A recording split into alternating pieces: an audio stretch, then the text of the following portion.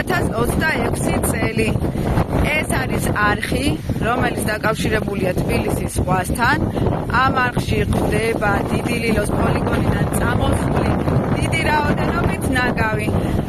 ჩვენ ყოველთვის ვცდილობთ ხოლმე რომ დაუკავშირდეთ გარემოს დაცვისა და ზედამხედველობის სამსახურს.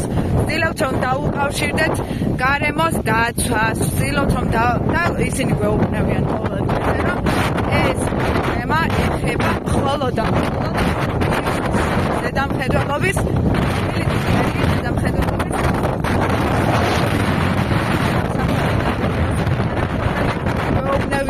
იმის გამო რომ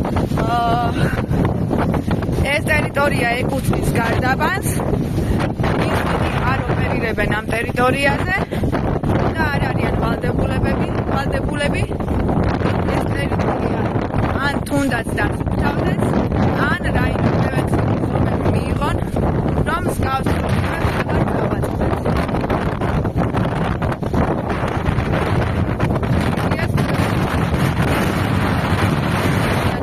მოვაწყოთ დიდი ლილოს ნაკავსაგრელთან არსებულ არხებთან და გათვალიეროთ ჩვენი ლამაზი ნატურა